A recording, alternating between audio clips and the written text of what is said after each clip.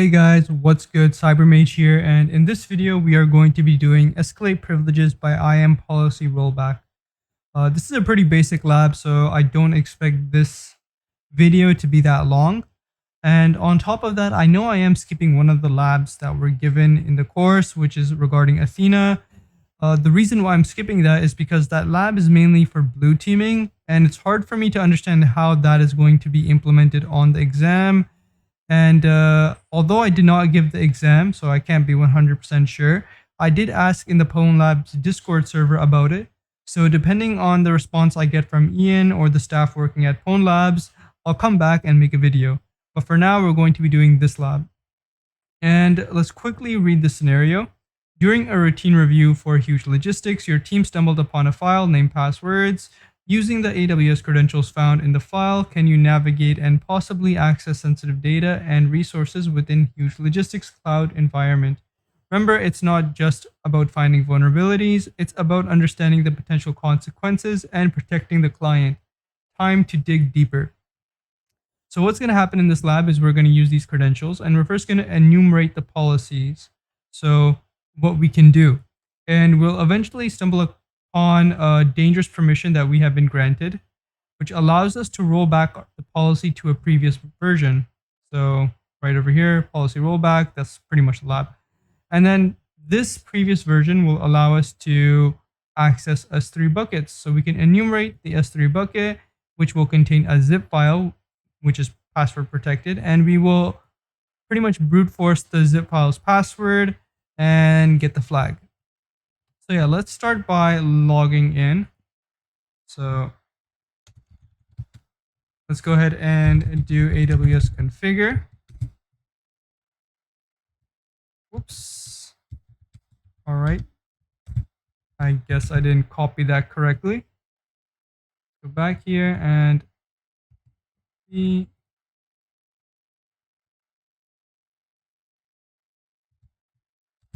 And there we go. Let's confirm everything's okay. Everything is good, and our user is intern01.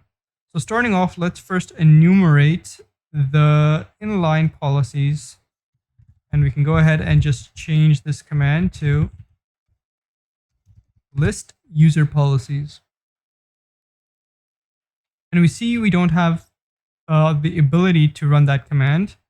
So we can go ahead and look for manage policies now.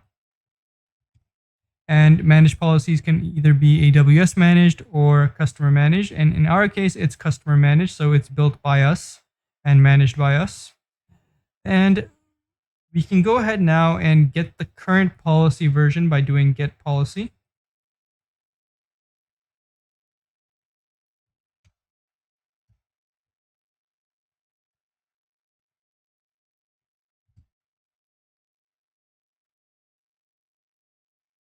And there we have it. The current policy version is version 2.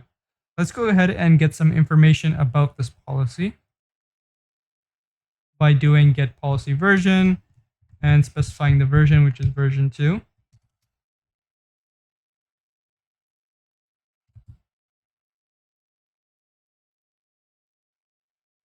And we see that we have the ability to get the policy version, which we just did. Get policy, which we did to find the exact version. We have not done list policy versions yet to see if there's any previous versions of it. For this list attach user policies, we've done that. And we also have this unique permission right here, SetDefaultPolicyVersion, which means we can roll back to a previous version. And to do that, we can see that we've also been given the list policy version, so we can list any previous versions that may have existed. But of course, if we're going to be doing this on this exact policy, we're going to have this policy in the resource, right? And here we do have it. We have this policy in the resource over here. So this is basically saying any account that has this policy. So let's go ahead and first check. Basically, overall, it means that we can roll back to a previous version in this policy as long as it exists. So we're going to first check out if there is a previous version. So let's go ahead and run this command.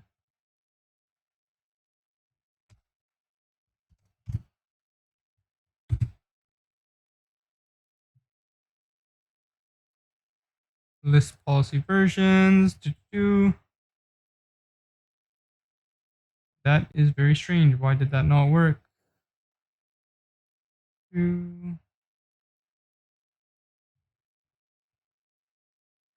Policy version 2. Interesting.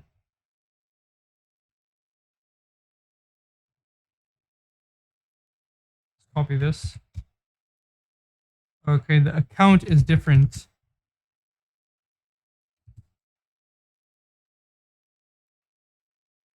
And we can see here that there is a previous version 1, which is disabled. So it's set to false. And the one that we currently have enabled and the policy that we currently saw is in version 2, which is enabled, and this is disabled. Now let's roll back to the previous version 1.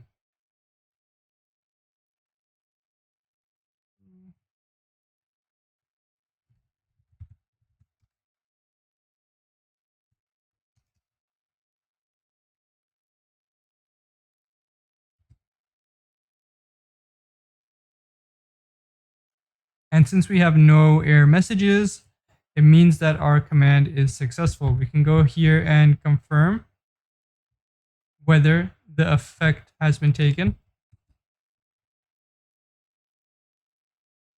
And we can see we get an access denied because policy has actually been changed. We did have access to this command. And now this new policy that's been attached to us is different and doesn't give that command. So we know that it's in effect. So in order to find what we can do, we can use AWS enumerator, and that's what we're going to do. In the lab, they directly use, they just go straight to, S3 bucket and stuff like this. But we're going to use AWS enumerator to find that command and what we can do, because there definitely could be more than the S3 bucket in some cases, but obviously not in this case, but in general. So let's go ahead and do creds and add our access key here.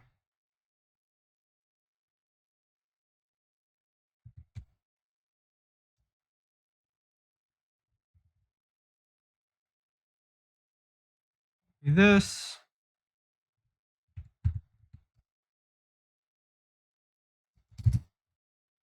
And we are going to need to specify a region. I used US East 1 in this case, just because it's been used throughout it, and it's a common one as well. So let's just press enter, and we have our .env file made. And buckets are region, I call it region locked or region bound, you could say.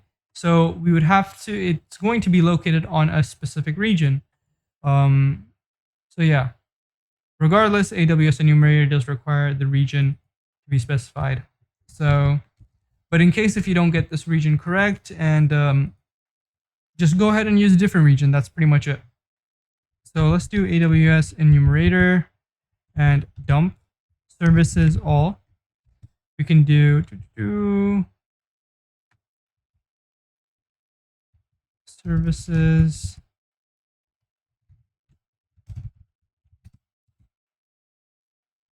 Why is this not working? Let's see.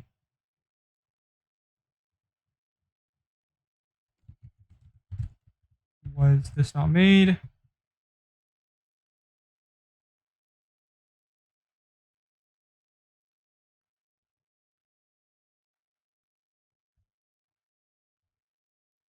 LME. Yeah, everything should be good. If I go here, we can see the .env folder. And yeah, so let's go ahead and try that command again. It doesn't work. Dump services S3. File that does not. That is strange. Let's go ahead and remove. I just want to remove the .env file. I'm going to go ahead and try this again. And I'm actually going to do this from a different directory. And I'm going to check if there's an env file over here. And there is. We're going to remove that.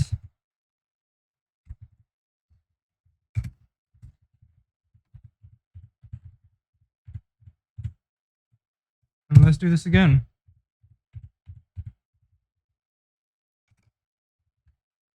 And I think I realized, wait, did I do dump? I think it should be creds. Oh no, it should be enum. Okay, my bad. What have I been using this whole time?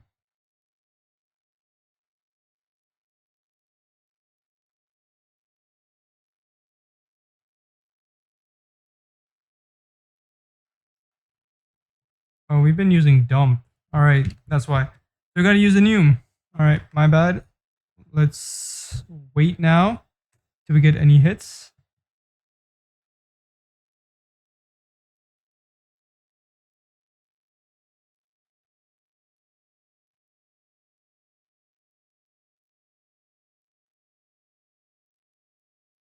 And we see that we do have a permission over here. This one, EC2.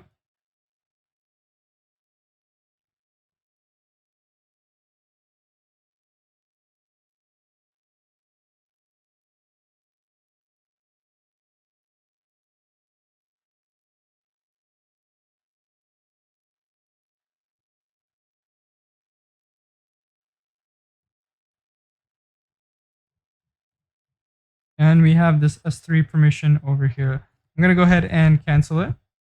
Let's go ahead and check out these two services. Let's do S3 first. We can list buckets, and now let's do EC2. We can describe instances. Interesting. Let's go ahead and do AWS ls or S3 ls to list the buckets. And we see that this one bucket exists. So let's go ahead and check what's in here.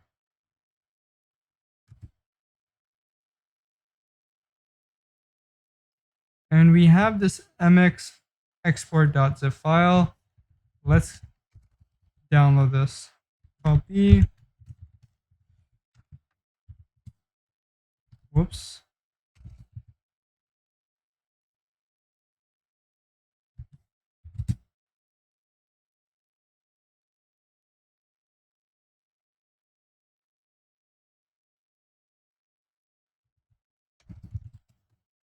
There we go. So it's over here. Let's go ahead and unzip this file. And we can see it's password protected. So let me try something. Test. All right, nothing. But we can see that flag.txt exists in the zip file. So first of all, we are going to convert this zip to John. So it's going to convert this zip file's password or into a John format, which it can allow John to crack, right? So we're going to use mx export.zip, the file, and we're going to turn this to a hash format over here for John to use. And we see over here that it exists. And now we just do John and the word list. And in our case, we're using rocku.txt and the hash file. And we have already done this. I think that's why it's not working over here. No passwords left. Let's do, I think it's a show. What is it? Oh, that's weird.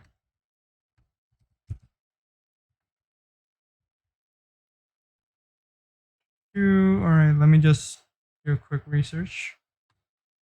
The command for this.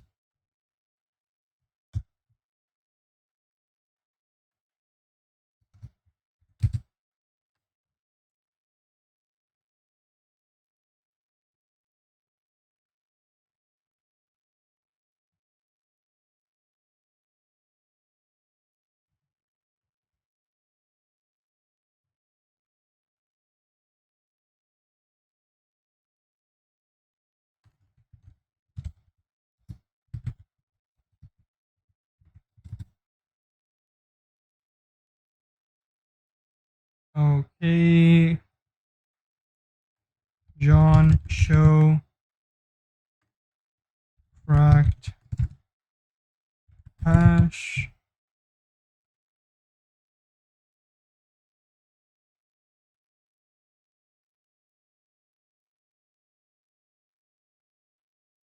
Okay, we can just do John and the hash file. All right, did not work.